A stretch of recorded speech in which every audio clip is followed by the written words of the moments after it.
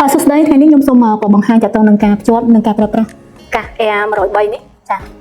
ជាដំបូងគឺយើងត្រូវបើក Bluetooth សិនហើយយើងចាប់ដើមបើកខាងនេះមកចានេះនិយាយទៅបើកខាងមកគឺ auto connect តែម្ដងនេះបើមិនជឿយើងអាចចូលមកបានឃើញ connect auto មកបន្តមកយើងចូលទៅកាន់ app ចា Agent Intelligence ចុចមកចាវានឹង connect ជាប់ auto បែបនេះចា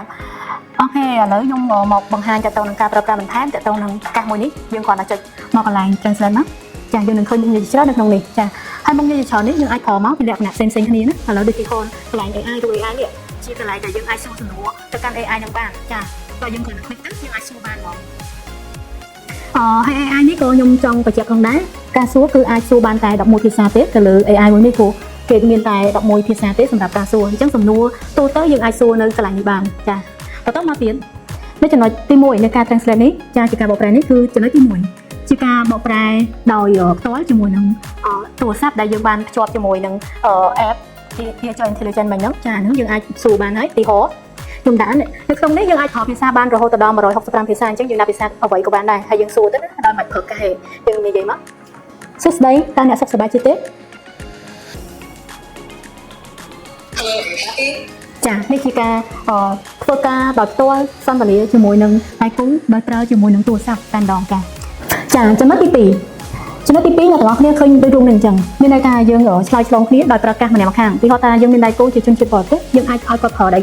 កាសនេះយើងម្ខាងគាត់ម្ខាងដោយគាត់ថាច់ចានៅគាត់ទៅថាច់ទៅមាន sensor យើងលឺតែម្ដងលឺទីបនៅក្នុងហ្នឹង sensor ហ្នឹងគឺពេលដែលយើងចុចទៅត្រឡប់សលេងវានឹងចេញតែម្ដងចាឥឡូវទីហោ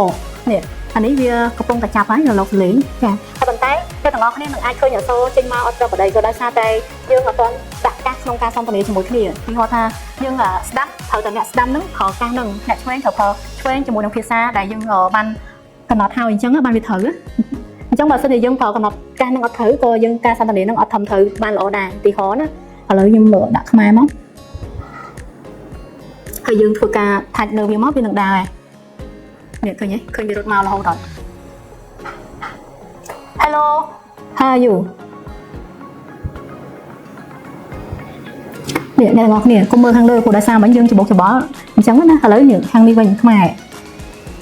សួស្តីតើអ្នកសុខសប្បាយទេចាអញ្ចឹងអ្នកទាំងអស់គ្នាអាចចំណាំបានអញ្ចឹងបើសិនជាអ្នកទាំងអស់គ្នាថាបាក់មួយឆ្វេងបាក់មួយស្ដាំមែនទេយើងគាត់ថាថាច់បែបនេះមកនេះយើងឃើញនៅកន្លែងនេះគេដាក់ថា speak English អញ្ចឹងអ្នកដែលប្រើកាសមួយនោះគឺប្រើ English តែម្ដងអញ្ចឹងណាចាហើយបើនៅខាងនេះវិញយើងអាចធ្វើដូចគ្នាមកទីហោថាច់មួយមក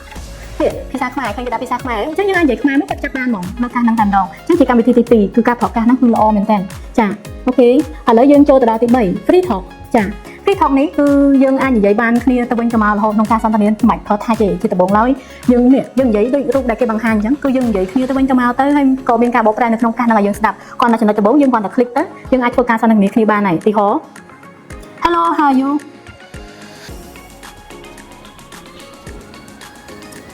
អូខេខ្ញុំសុខសប្បាយចុះអ្នកមកពីខាងណាវិញតែខ្ញុំប្រើកាសជាប់គ្នាទាំងពីរអញ្ចឹងគឺការនិយាយទៅវាហាក់ដូចជាចាប់ទៅវាច្បោកច្បល់ព្រោះថាធម្មតាដៃគូរបស់យើងពេលដែលយើងនិយាយចប់ហើយយើងស្ដាប់គ្នាសិនត្រូវអត់បានយើងនិយាយតបគ្នាទៅវិញទៅមកអានេះជាចំណុចទី2អញ្ចឹងការនិយាយគឺវាចាប់រហូតតែម្ដងពេលដែលខ្ញុំនិយាយឃើញយើងចាប់ហ្នឹងហើយចាអាហ្នឹងគឺជាកម្មវិធីទី2ក្នុងការប្រើកាសហ្នឹងអូខេចាបន្តមកទៀតយើងបន្តពី Free Talk ហើយយើងចូលនៅកន្លែងចំណុចសំខាន់នៃកាសហ្នឹងតែម្ដងគឺ Radio and Video Translation ចាគឺកន្លែងហ្នឹងទីហោដែលងាយស្រួលយល់បំផុតនោះគឺដូចជាទេនៅក្នុង Messenger Facebook អញ្ចឹងគឺយើងអាច call ឃើញគ្នាទៅវិញទៅមកពី video call ឬក៏ voice call អញ្ចឹងយើងអាចឃើញក៏បានយើងចង់ជ្រើសរើសការឃើញគ្នាក៏បានឬក៏ call ជាសលេងលើពីគ្នាក៏បានដែរហើយយើងត្រូវដឹងថាបុគ្គលដែលយើងត្រូវ call ទៅនឹងគាត់ជាជនជាតិអីយើងក៏ដាក់ភាសាហើយនៅខាងលើនេះគឺជាភាសាយើងណាភាសាដែលផ្ដើមនឹងការ call នេះហើយនឹង the other language នេះគឺជាភាសាដែលបុគ្គលដែលយើងត្រូវ call ទៅគាត់អញ្ចឹងយើងគ្រាន់តែចុចទៅលើ video call ឬក៏ voice call ហ្នឹងទៅឥឡូវខ្ញុំទីហោចាក់ស្ដែងហើយយើង invite friend to call ហ្នឹងមកចានេះអានេះតើយើងចង់ទៅជាមួយនឹងអ្នកដែលយើងត្រូវទេហ្នឹងជាប្រភេទអីគេ Telegram ឬក៏ Messenger អីចឹងតើឥឡូវខ្ញុំដាក់ Telegram ណាចាហើយខ្ញុំរើសឈ្មោះដែលខ្ញុំត្រូវខលទៅចាវានឹងចេញលេងមកមួយមកកាន់ទូរស័ព្ទមួយទៀតដែលយើងខលនេះឥឡូវខ្ញុំយកមកទីហោដើម្បីអ្នកទាំងអស់គ្នាយល់ហើយយើងគ្រាន់តែចុចពីលើវាមកចានេះឲ្យដឹងតែម្ដងហើយយើងជួញមក Hello ចានេះ នេះយើងធ្វើការ call ទៅគ្នាបានហើយចឹងចាហើយយើងអាចនិយាយគ្នាបានហើយនៅក្នុងហ្នឹងហើយដៃគូរបស់យើងទីហោខ្ញុំនិយាយណា Hello how are you okay today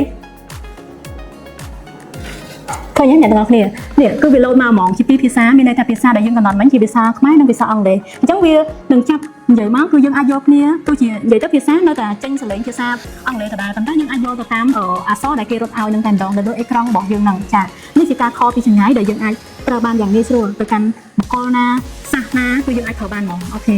នេះជាវីដេអូខលអញ្ចឹងយើងសាក voice call ម្ដងខ្ញុំបាត់ណា voice call ខ្ញុំវាយដូចគ្នាចាហើយខ្ញុំខលទៅ Messenger ម្ដងហើយយើងរកឈ្មោះដែលយើងខលទៅគាត់ទៅចាហើយយើងសែនទៅ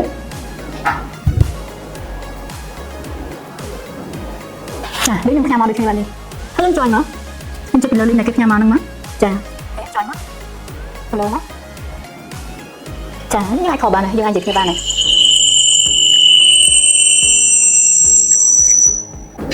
Hi how are you